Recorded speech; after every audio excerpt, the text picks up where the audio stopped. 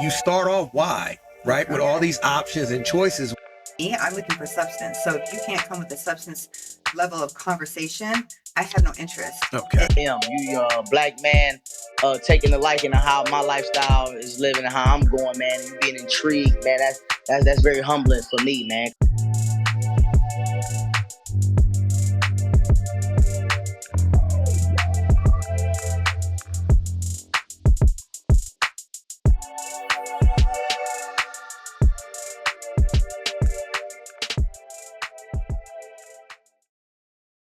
It kind of is the reason why I led this today. I was going to meditate on my own, but then, curated a nice space for me to be in and kind of lead.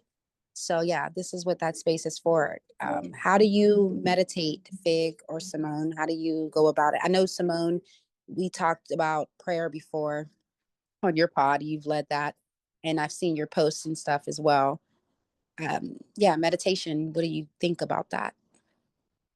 I don't meditate. Okay. Some people don't. I don't meditate. Yeah, I don't meditate. And the reason that I don't meditate... Oh, hold on a minute. What's happening here? Sorry. The reason that I don't meditate is because I don't know what you call reflective thoughts, but I'm always reflecting. So then it's like I don't have a deep clean then, which is what I would call meditation. I clean as I go. Does that make sense? I like it.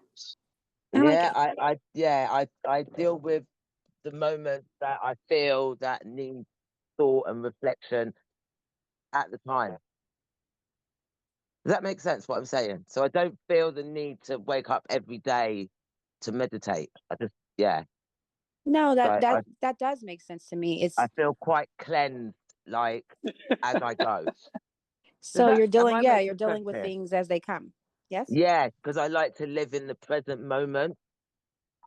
So rather than going back and forth, and I'll probably forget what I need to meditate about halfway through anyway, because there's a lot going on in one day, you know what I mean? So how often do you guys meditate? How often do you meditate? I don't have a cadence. I don't do that. It's just as it comes.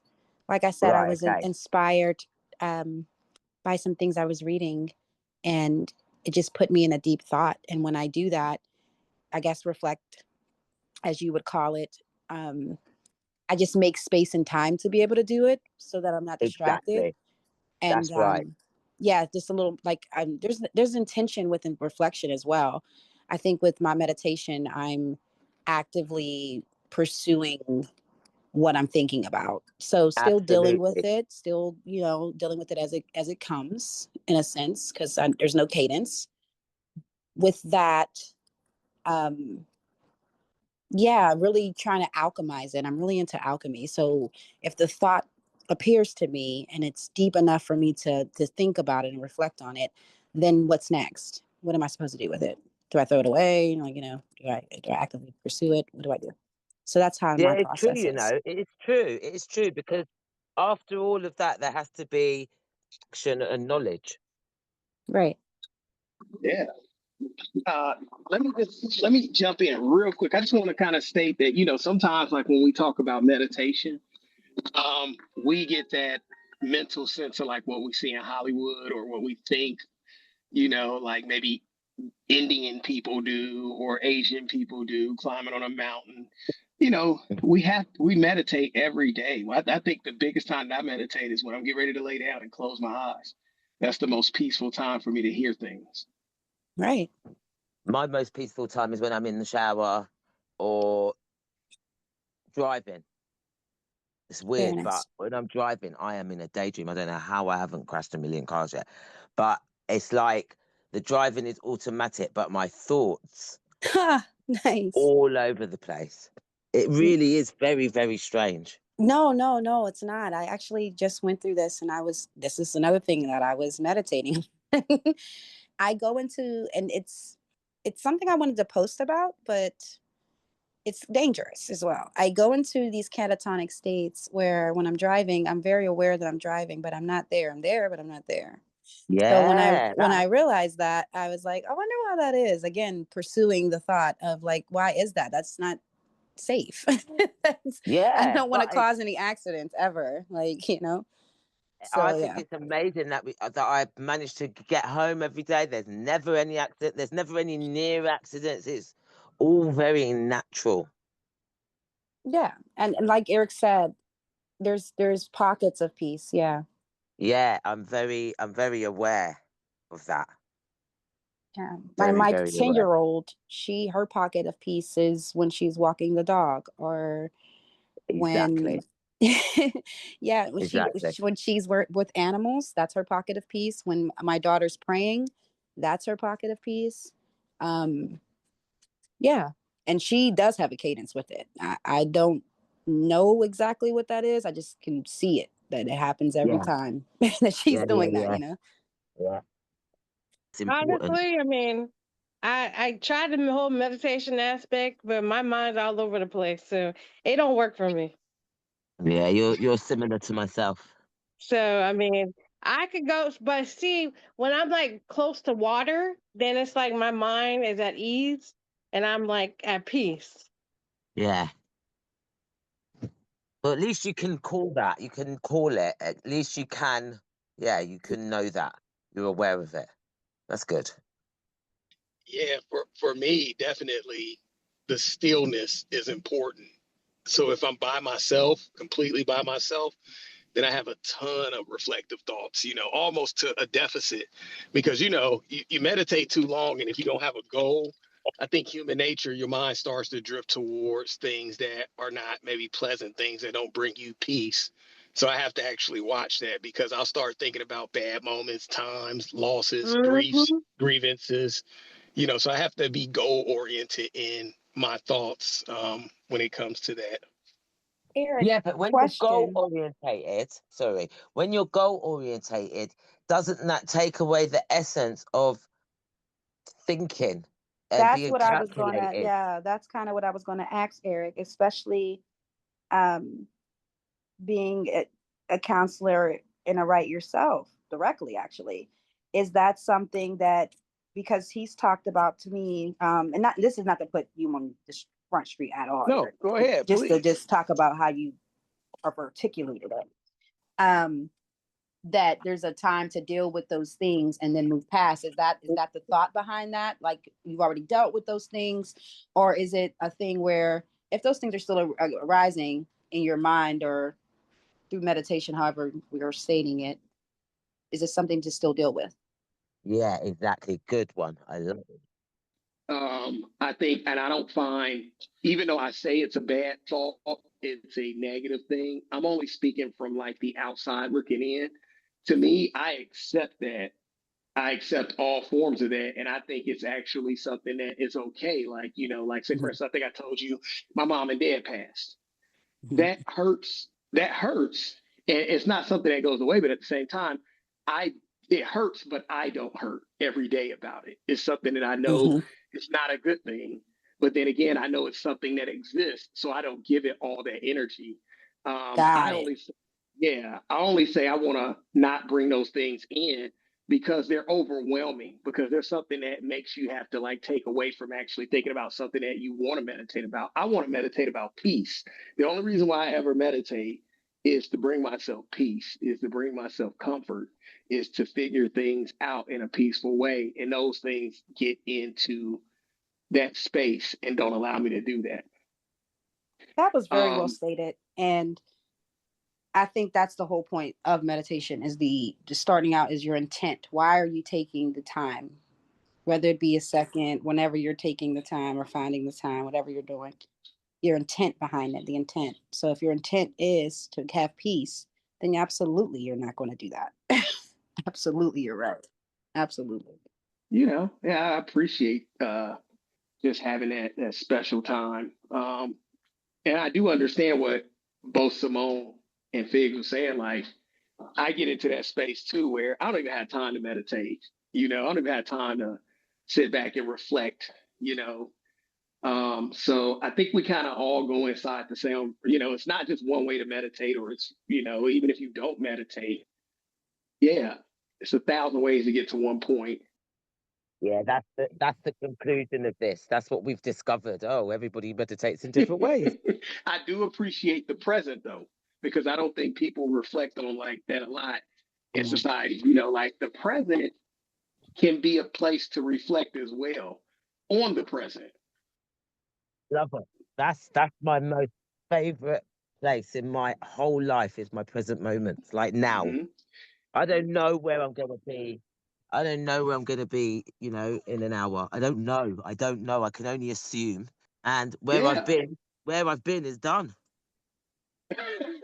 Well said. It's done. Yeah, it's done. I work in spaces with people that are grieving like loss from death. And the only thing that kind of helps me, because I will tell you guys this, I'm always around dead people every day, every other day. So I see a lot of dead people. I hold a lot of people's hands when they're leaving the earth. And I also work with people who are grieving. Sometimes even the families of the victims that I worked with, I have to see to help them get through. Yeah. So the reason why I said the present is so cool is because that's one of my philosophies to those people and to myself for the grief that I've had to went through. I lost a son, mom and dad, countless family members not too long ago. So, and still, we're going to lose people all the time. But one of my things is that I use to comfort people, and I hope it helps. They say it does, but I would only hope so. But that is whatever that was going to happen to you was going to happen before you ever were even born, before you ever even existed. As a matter of fact, before the world even was even invented. And it's going to happen. And even in the future, it was always going to be there. So what did you ever control? What did you ever have? What did you ever lose? It was always going to happen. That's a comfort for me that I share with other people. Now, let me jump in real quick. So you deal with death around you all the time. Are you doing a cleanse every day? Because that emotional aspect of your job can be very draining if you don't do that cleanse. Well, this is a part of the cleanse for me. I'm 43 years old, but I do exactly what I want to do, like with no constraints. You know what I mean? I try to set my life up like that because when I have time to myself, I want to do exactly what I want to do. I play video games, I golf, I play pool, I write, I do podcasting, I work on projects, I do artwork. Even the grief side of things started off as volunteering. So I try to fill my space with things exactly what I want to do. One of my biggest philosophies is to do your job and walk away. That's not my philosophy. That's actually from the Tao. If you all have ever heard of that book, The Tao of Te Ching. It's a wildly peaceful book. It's probably the most peaceful book. It's so simple. It was written by a Buddhist monk back in the 1300s, I believe. But he talked about the Tao, and the Tao was actually a woman. That was God. God is a woman in the Tao. And one of the biggest philosophies in the book is to do your job and walk away. So when I feel like I've completed something, I'll close the door and never look back, So, and I'll know that by how overwhelmed I get by things, I don't want to damage myself for that. Yeah, no self-sacrifice. I don't believe in that.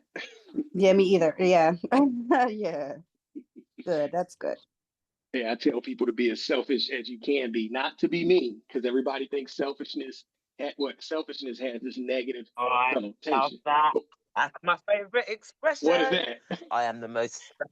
I love being selfish, and I encourage people to be selfish because there is nothing wrong with loving yourself first. Yes. There's nothing wrong with it. There's nothing wrong with it. There's nothing wrong with it. Obviously, we have to respect and appreciate the creator. We can't get past that. That's standard. But other than that, you come next, surely. And that's the thing, Fig. That's a part of always what I not push, because again, I don't believe in force. That's what I always try to present with my presence and everything that I do is self-love and Very me important. developing that and learning that, because I love and I love people. But in order for me to really love people, I have to learn and love myself. It's like the longest relationship. It's a fool's journey. It's forever. So, yeah. Absolutely. And it's all you've got as well. It's all you have. It's all you can literally rely on is you. Yeah. At the end, I always tell people, like, even my children are walking away. You know, everything is leaving me, and I either am going to be grieved by that because I loved far more than I should have. You know, love can be at a deficit, like family members who never let their children leave. That's a Yeah. deficit to them, Yeah. right? Absolutely. You never put them out Absolutely. the nest. Yeah, you actually are doing them a disservice. So when Yeah. love is done, you know, not love can never be done, but when you have to learn to love without, you know, so I Yeah. still love everybody and I still love helping people. I just realize it's not a time. It's not always my time. And I need to save myself first. I look at love and the things that I can provide almost like a cup. But some people say the half cup, you kind of analogy, like, you know, keep your cup full. I really feel like I'm going to keep my cup full, and whatever I spill over out the side, that's what I give to everybody else. Absolutely. Yeah. I love that. Beautiful. Yeah. I believe in that. I believe that self-love is deep. It's a sense of protection. It's bigger than just, because even when me and Eric are going to be talking about narcissism soon, having that, you know, sense of self, it protects you from negating Absolutely. and being Yeah. swayed in the world. It's a Yeah. foundation. So Yeah. the more you strengthen that and the earlier you strengthen that, the easier pathways are, not just because, oh, they're smooth, but because you know how to navigate them better within yourself. Absolutely. Yeah. So Or I'm learning that. I'm literally falling in love with myself every day, and I can literally see how and why the world is as well. It's yeah. amazing. And it's not in a conceited way or anything. I was looking at one of my favorite speakers, Lisa Nichols. And she was talking about, like, when you fight so hard and you do the inner work, it's an audacious confidence. It's different. It has nothing to do with anything or anyone else. Yeah. It's, And I agree. you know what I mean? Like, Yeah, of it's course you do. truly that. So, like, it can come across in so many different ways because we're all different. But I'm learning that. Very misunderstood human being I am, but I'm enjoying that as well, because it's not my problem that people don't understand me. I just can't be Yeah. can't be taking that on. And it's true what you say about the loving yourself more and more every day, and we have to start being unapologetic for that. Mm-hmm. You know, because Mm-hmm. again, it can be construed in so many ways, and sometimes I'm finding that people are not actually appreciating that I'm not bothered what they think. Mm-hmm. Weren't we talking about this the other day? Yes. Yeah, I can't. I'm 53, so you know I've come a long, long way to still have all this big chat and starting to do comedy and presenting myself in a certain way to the public. It's been a long journey. So to now hear, oh, you shouldn't be thinking about yourself so much. You're selfish. I'm like, oh wow, these are compliments.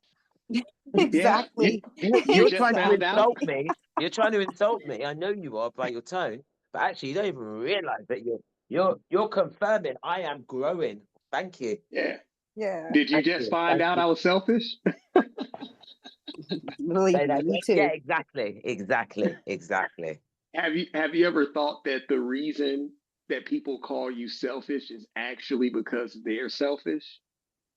Well, that's what I've realized. They're calling me selfish because I am no longer thinking about them. Yes. That's what I was going to say, Eric. What if it's, because I got excited when you said that. What if it's actually, because that was a great question. I'm throwing it back to you. What if it's actually they get mad because they're selfless? You say they're selfless, but to me, someone selfless is selfish to themselves. Yes. And it doesn't affect other people because of what you said about that spare bit in your cup that you can afford to give now. So nobody's losing out. So what's your problem with why are you watching me so hard on what I'm doing, working on myself? No, it's true though. You know what I mean? Yeah, you know, People need to focus on themselves and tidy up their own. If everybody tidied up their own mess, there would be no mess. Yeah. You know, that's what that book actually speaks about, the 6 pillars, because it's this thought that you being selfless and saving everybody else is making you better or is doing something. And actually, what you are doing, what that book kind of spells out is that what you are doing is being selfish to the most important part of you, which is you. And nobody deserves, because think about it. People usually come to people who are selfless when they need something. They use you as a utilitarian piece of equipment. You know, they don't want your insight. They don't want your knowledge. They don't want to be taught something. They want to be given something from you. And the time that you invested in them, if they don't reflect that by actually learning and valuing what you do and actually doing it for themselves, it's time wasted for you. Right. Yeah. No one's going to waste. Yeah. It's like I said, you know, so, you know, nobody, that is the other part of that book. If y'all are interested in it, the other people, the 6 pillars of esteem, the biggest part of that book was save yourself. That's what that book speaks about 100%. It's saving yourself. Listen, you see, when you go on an aeroplane, I don't know who's traveled, who hasn't, but I'll just let you know. If you've been on an aeroplane, the first thing they tell you, they do that talk and the hostesses stand with their arms out and they tell you straight, do not look back to save anybody else. Get yourself on that flight and don't, they tell you, it's a thing. It's an actual thing. Don't look back to nobody else. Sort yourself out. Nobody's coming to save you. Nobody's coming to save you. Hard pill to swallow, but the best advice ever, because it makes you resilient and it makes you equipped to deal with any situation in life. I tell my children when they were babies, after 6 months, after you've finished having breast and after you're getting all your meals and stuff, and you're crying, the message was, nobody's coming. Most parents will go to that child and let them know that every night someone's going to come. I promise you, I let my children cry for 2 nights. Yeah. Never a cry again. Done. That was done. They were sleeping through the night at 7 months finish because they knew nobody's coming. Yep. You know, I told my son, because he was having kind of trouble just kind of figuring out his self-esteem. And I told him, I said, look, ain't nobody ever going to give that to you. I said, but what I advise you to do is going to sound weird. I said, stand in the mirror every morning and talk to yourself and encourage yourself, because that is where your self-esteem is going to come from. It's going to come directly from you, 100%. So all these things are really, really important. Like, you know, that technique, that's a great technique, talking to yourself in the mirror. I mean, sometimes I just talk out loud. There is no mirror. And I just have to have a word with myself sometimes, because in that moment, that's what I have to do. So speaking of, you know, seeing yourself in the mirror, I have a set of affirmations that I say every morning, because it's actually taped to my mirror. Oh, wow. Yeah, well, you're organized. That's what you call organization.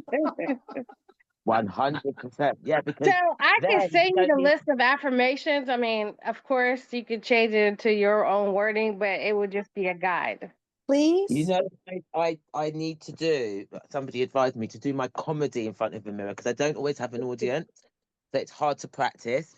So apparently that is a good technique that a lot of professional comedians use to do their comedy in the mirror. Hello. You can practice in front of us. I was just about to say, go ahead.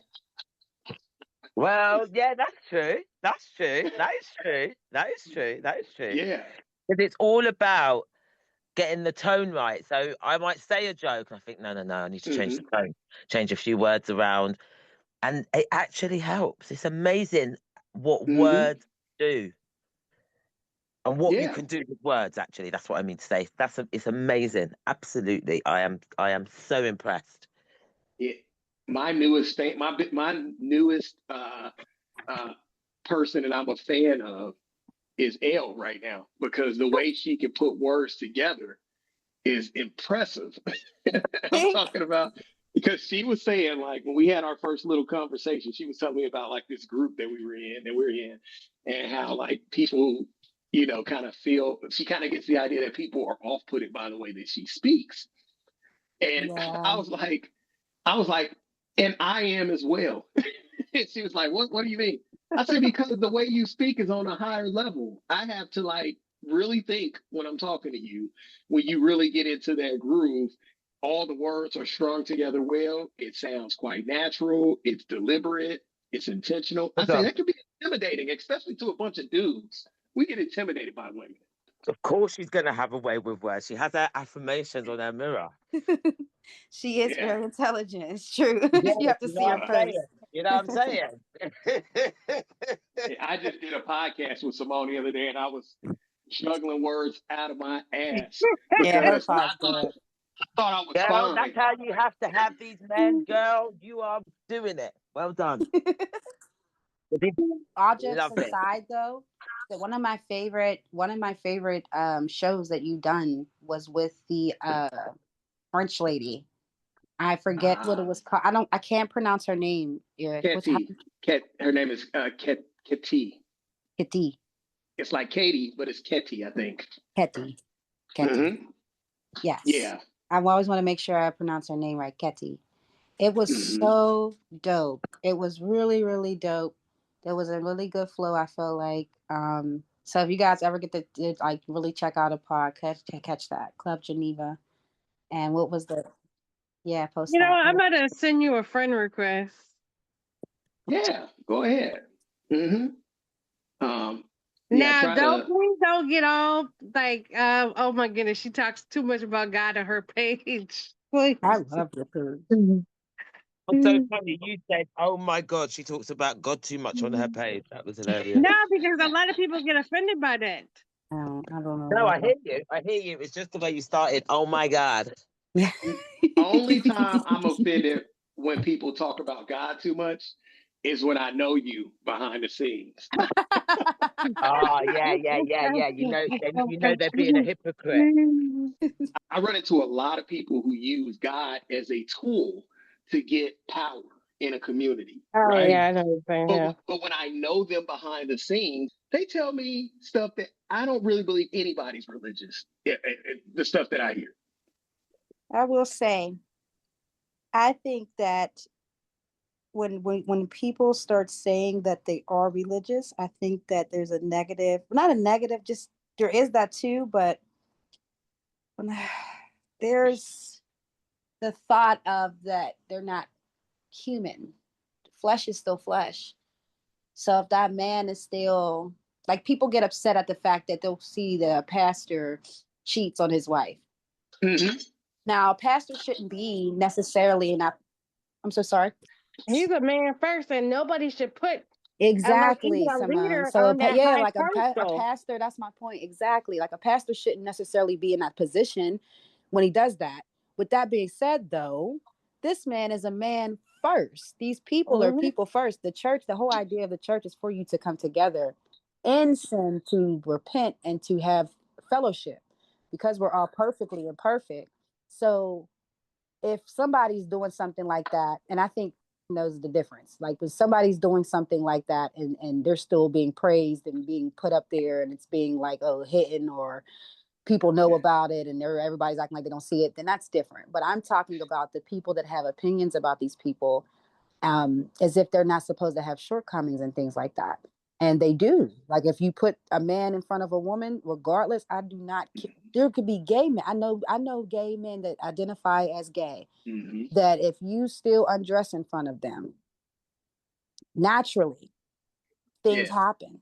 You know. Here's my thought process on this whole, issue with, pastors, leaders, whatever you want to call it. My thing is, they're still human first. They are. So you are not supposed to put them on this high pedestal, because what happens is when people put them on this high pedestal, they're automatically going to fall regardless, because you put them so high up and you are glorifying them right up there, thinking they can't do no wrong, but they're about to fall now. And when they fall, here's the thing. Oh my goodness, I didn't expect him to do that. I thought he had morals, or I thought she had morals. But no, at the end of the day, you put them on this high pedestal.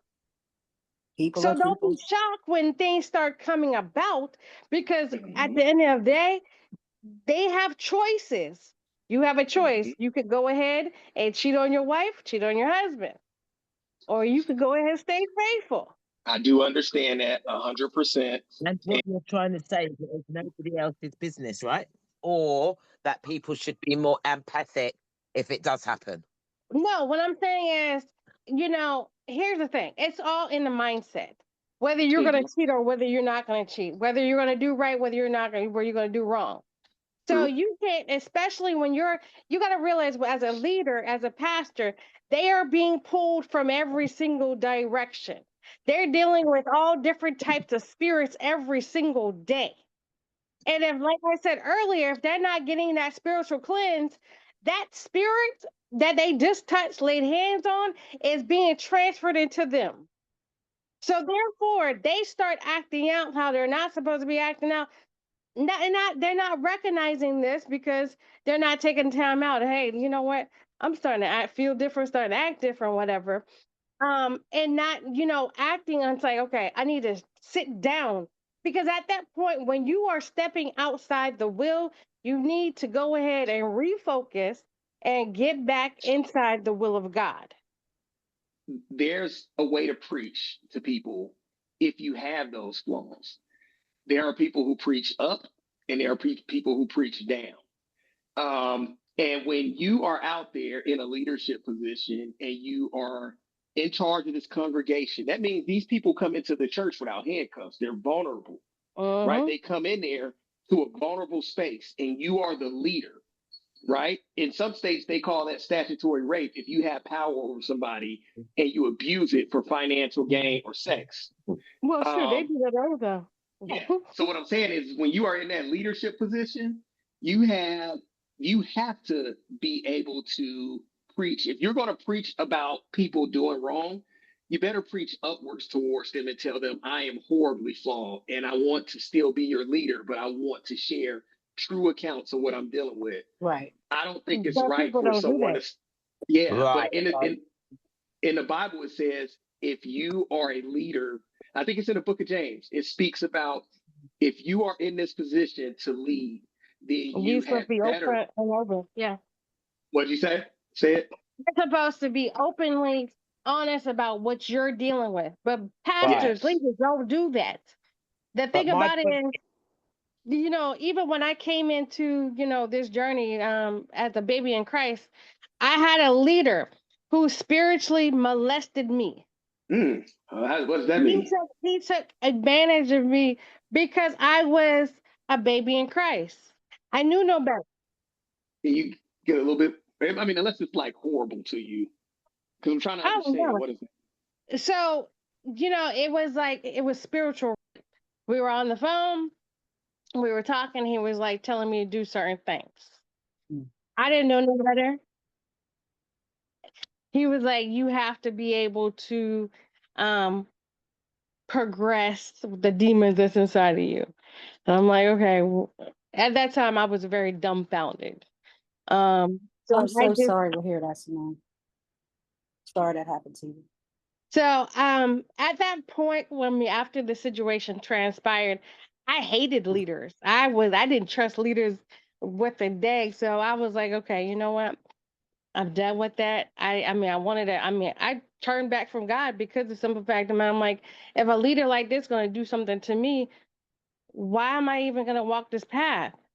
But God dealt with me in the fact of the matter that me setting an example, being different, telling people that, hey, not everybody's like that, and exposing people, the truth, how leaders are.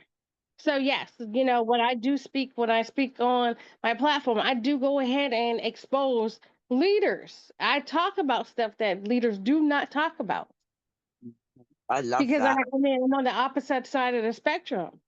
Well done, because somebody's That's got to do it. that's what I will say about your posts. It's not that they're just church post or God post. She's actually one of your niches, Simone, is and this is in my opinion as a consumer. One of your niches and one of the reasons I like your page and what your message is because you're putting it in a modern way. There's a message of me getting what I want delivered to me, whether it be self-development. I've seen posts where you said if I want to acquire the house, the car, the kids, whatever, you do it in a way that's relatable and it resonates and it can with anybody at any level. You're making God very digestible for anybody where they're at. You're not just pushing where you're at in your spiritual journey with God and saying, hey, this is what you should do. And that's something that I can appreciate. Well, thank you. Let me apologize too, because when you said the spiritual R word, it didn't connect with me until you actually got specific. I had zero clue, but I am sorry that you went through that. That is horrible when people abuse their powers. I never heard the term before. So thank you. Yeah, thank you for sharing. Yeah, you're welcome. Yeah, that's good for This was sharing. dope. This was a really dope session. I'm really grateful for all of you joining. This was dope.